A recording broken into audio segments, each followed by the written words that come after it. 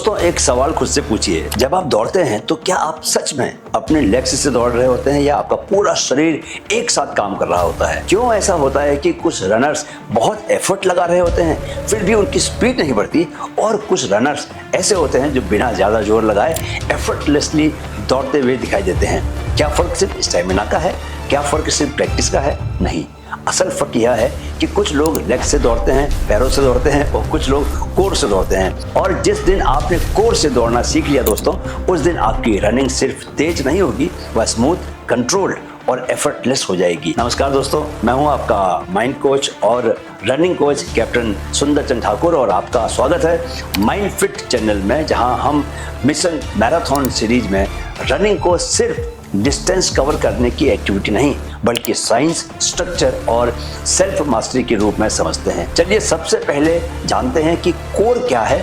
सिर्फ पेट नहीं, पूरा कंट्रोल सिस्टम है।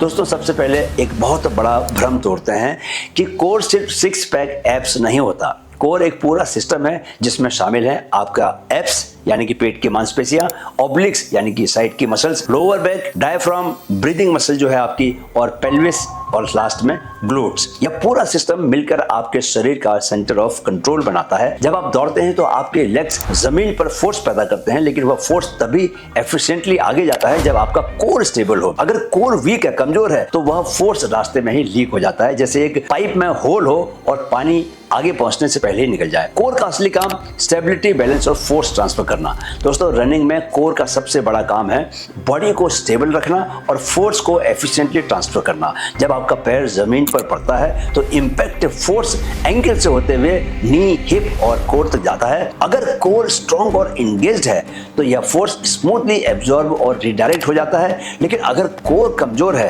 तो बॉडी वॉबल करती है, हिलती डुलती है, हिप्स गिरते हैं, पोस्चर टूट जाता है और एनर्जी आपकी वेस्ट हो जाती है। यही कारण है कि वीक कोर वाले रनर्स जल्दी थक जाते हैं, कैडेंस मेंटेन नहीं कर पाते, नी और शिन पेन उनका बढ़ जाता है। तो अब यह समझिए कि एलीट रनर्स जो हैं वो एफर्टलेस क्यों दिखाई देते हैं। दोस्तों अगर आपने एलीट रनर्स को ध्यान से देखा हो तो आपने एक चीज जरूर नोटिस की होगी, उनकी अपर बॉडी बिल्कुल रिलैक्स होती है, शोल्डर्स उनके बहुत लूज होते हैं, फेस उनका एकदम शांत होता है, और फिर भी उनकी स्पीड बहुत हाई होती है। यह इसलिए होता है दोस्तों क्योंकि उनका जो कोर है वो इतना स्टेबल होता है कि उन्हें अपर बॉडी से कॉम्पनसेट करने की जरूरत ही नहीं पड़ती। जब कोर इंगेज होता है, चेस्ट स्टेबल होती है, आर्म्स रिदम में चलते हैं, शोल्डर्स टाइट नहीं होते, ब्रीदिंग आपकी स्मूथ रहती है, और यही स्मूथनेस दोस्तों स्पीड को एफर्टलेस बना देती है। तो कैसे पहचाने कि आपका कोर इंगेज है या नहीं? अब सबसे प्रैक्टिकल और सबसे जरूरी सवाल आता है, आपको कैसे पता चले कि आपका कोर सच में काम कर रहा है या आप सिर्फ लेग्स और लंग्स के भरोसे दौड़ रहे हैं? क्योंकि दोस्तों कोर एंगेजमेंट कोई ऐसी चीज नहीं है जो बाहर से बहुत ज्यादा ड्रामेटिक दिखाई दे। यह एक बहुत बारीक, बहुत सटल लेकिन बेहद पावरफुल इंटरनल कंट्रोल है जिसे रनर को महसूस करना खुद ही सीखना पड़ता है। जब आपका कोर सही तरीके से इंगेज होता है दोस्तों, तो सबसे पहला असर आपकी बॉडी की ओवरऑल स्टेबिलिटी पर दिखाई देता है। आपको यह महसूस होता है कि आपका टोर्सो यानी कि कमर के ऊपर का हिस्सा बिना एक्स्ट्रा एफर्ट के स्टडी है। बॉडी बिखरी हुई नहीं लगती बल्कि एक सिंगल यूनिट की तरह आगे बढ़ती है। आपकी स्ट्राइड में अननेसेसरी वोबल नहीं होता, यानी कि हिप्स दाएं बाएं जरूरत से ज्यादा नहीं हिलते, चेस्ट आपकी कोलैप्स नहीं करती और अपर बॉडी इधर उधर एनर्जी लीक नहीं करती। दूसरा संकेत यह है दोस्तों कि शोल्डर्स आपके बहुत रिलैक्स रहते हैं। बहुत से रनर्स जब कोर एंगेज नहीं कर पाते तो उनका शरीर स्टेबिलिटी पाने के लिए शोल्डर्स और आर्म्स को टाइटन करना शुरू कर देता है। परिणाम क्या होता है कि गर्दन में तनाव आ जाता है, शोल्डर्स आपके ऊपर चढ़ जाते हैं और ब्रीदिंग आपकी शैलो होने लगती है। लेकिन जब कोर स्टेबल होता है तो अपर बॉडी को कॉम्पनसेट नहीं करना पड़ता, इसलिए शोल्डर्स अपने आप लूज बने रहते हैं, आर्म स्विंग कंट्रोल्ड रहते हैं और चेहरा भी आपका कंपैरेटिवली शांत बना रहता है। तीसरा संकेत है आपके हिप्स का व्यवहार। अगर आप दौड़ते समय यह महसूस करते हैं कि एक तरफ बॉडी ज्यादा गिर रही है या हर कदम पर पेल्विस हल्की सी डोल रही है, तो समझिए कि कोर और हिप स्टेबिलिटी दोनों में आपकी कमी है। रनिंग में दोस्तों हिप बॉडी का ट्रांसमिशन सेंटर है। अगर यहाँ स्टेबिलिटी नहीं है तो नीचे लेग्स और ऊपर स्पाइन दोनों को एक्स्ट्रा काम करना पड़ेगा। चौथा संकेत है ब्रीदिंग।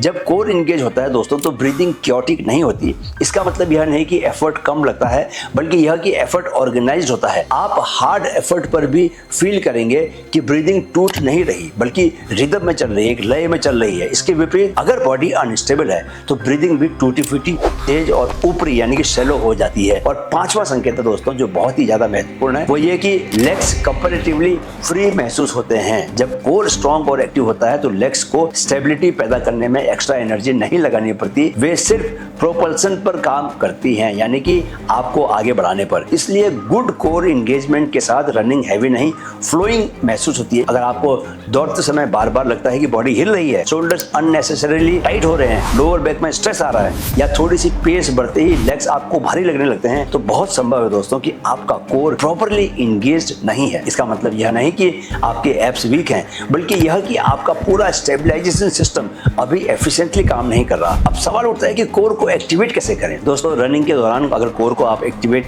करने के लिए आपको क्या हर स्टेप पर पेट अंदर खींचना है, क्या एब्स को कसकर पकड़ कर रखना है, क्या हर समय टेंशन में रहना है? नहीं, यही सबसे बड़ी मिसअंडरस्टैंडिंग है। कोर एक्टिवेशन कोई बॉडी बिल्डिंग स्टाइल टाइटनिंग नहीं है, और नहीं इसका मतलब यह है कि आप दौड़ते समय अपने पेट को इतना कस लें कि ब्रीदिंग ही डिफिकल्ट हो जाए। रनिंग में कोर एक्टिवेशन का मतलब है एक हल्की कंट्रोल्ड इंटेलिजेंट स्टेबिलिटी, जहां आपका सेंटर ऑर्गेनाइज हो लेकिन रिजिड नहीं हो। जब आप दौड़ना शुरू करें तो सबसे पहले अपने पोस्चर पर ध्यान दें। आपको चेस्ट को ऊंचा रखना है, लेकिन आर्टिफिशियल तरीके से फुलाकर नहीं रखना।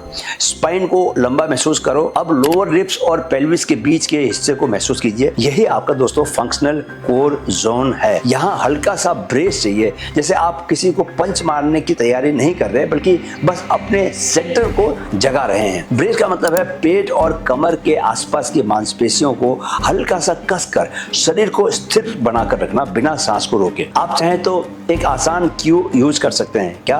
पेट को हल्का सा संभालो, जकड़ो मत। इसका मतलब है कि नाभि के आसपास और साइड वेस्ट के हिस्से में एक हल्की सी इनवर्ड सपोर्ट महसूस हो, लेकिन ब्रीदिंग रुकनी नहीं चाहिए। अगर ब्रेस करने के बाद आपकी सांस शैलो हो रही है, हल्की हो रही है, उथली हो रही है, तो आप ज्यादा कस रहे हैं। दूसरी बात, चेस्ट अपराइट रखिए, लेकिन लोअर बैक को ज्यादा आर्च मत होने दीजिए। बहुत से रनर्स दोस्तों सीधा खड़ा होने की कोशिश में लोअर बैक को पीछे से कंप्रेस कर लेते हैं, जिससे कोर इंगेज होने के बजाय लोअर बैक ओवरलोड हो जाता है। आपको न्यूट्रल पोस्चर चाहिए, ना झुके हुए ना पीछे मुड़े हुए।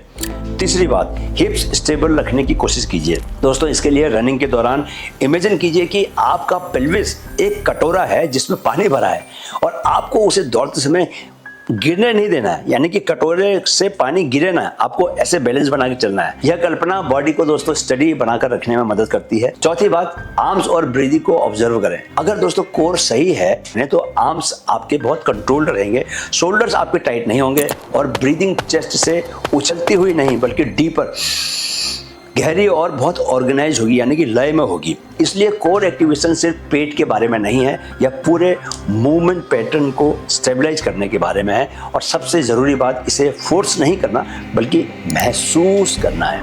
कोर एक्टिवेशन रनिंग में एक सटल अवेयरनेस है, कोई दिखाई देने वाला ड्रामेटिक एक्शन नहीं है। जितना आप इसे नेचुरली इंटीग्रेट करेंगे अपनी बॉडी के साथ, उतना यह लॉन्ग डिस्टेंस रनिंग में आपको यूजफुल बनेगा। अब समझिए कि कोर स्ट्रॉन्ग कैसे करें। एक्सरसाइजेस जो रनर को सच में बदल देती हैं।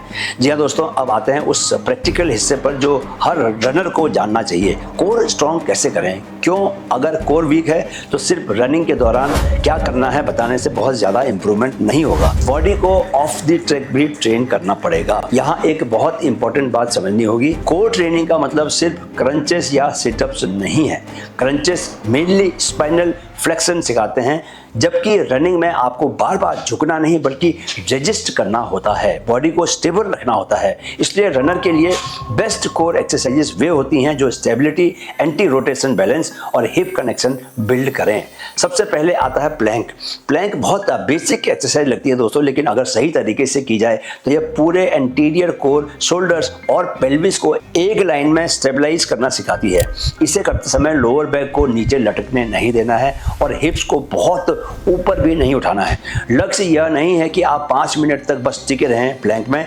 लक्ष्य यह है कि 20 से 40 सेकंड, इतनी देर तक शरीर एक स्ट्रॉन्ग स्टडी लाइन में बना रहे। अगला है दोस्तों side plank. Running single leg sport है, इस बात को आप समझ सकते हैं दोस्तों।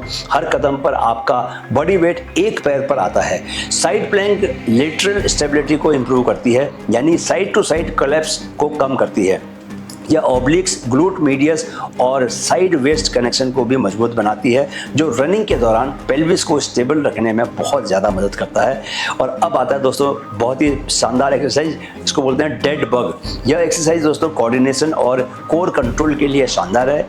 इसमें आप पीठ के बल लेटकर अपोजिट आर्म और लेग्स को धीरे धीरे एक्सटेंड करते हैं, लेकिन लोअर बैक को ज़मीन से स्टेबल बनाकर रखते हैं। यह आपको सिखाती है कि लिम्स मूव करें लेकिन ट्रंक आपका स्टेबल बना रहे, और यही रनिंग का प्रिंसिपल भी है।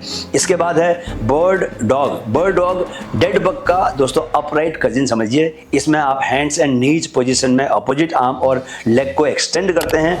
इससे स्पाइन स्टेबिलिटी, बैलेंस और क्रॉस बॉडी कोऑर्डिनेशन इंप्रूव होती है, जो रनिंग स्ट्राइड के लिए बहुत ज़्यादा रेलिवेंट भी है। अगला है ग्लूट ब्रिज। कई रनर्स सोचते हैं कि यह हिप एक्सरसाइज है, लेकिन सच यह है दोस्तों कि ग्लूट ब्रिज हिप और कोर दोनों को जोड़ती है। यह सिखाती है कि पेल्विस को स्टेबल रखते हुए हिप एक्सटेंशन कैसे बनाया जाए। स्ट्रॉन्ग ग्लूट ब्रिज मतलब better push of, better posture और लोअर बैक पर कम स्ट्रेस। इसके बाद आता है दोस्तों माउंटेन क्लाइंबर। यह डायनेमिक कोर एक्सरसाइज है। अगर कंट्रोल तरीके से की जाए तो यह सिर्फ कार्डियो मूव नहीं, बल्कि anti extension, core stability, hip flexor control और रनिंग रिदम को इंप्रूव करने वाला है। बहुत ही शानदार टूल है। इसमें स्पीड से ज़्यादा फॉर्म पर ध्यान देना है। दोस्तों इन एक्सरसाइजेस को करते समय सबसे ज़रूरी सिद्धांत यह है कि क्वालिटी और क्वांटिटी। क्वालिटी पर ध्यान दें, क्वांटिटी पर नहीं।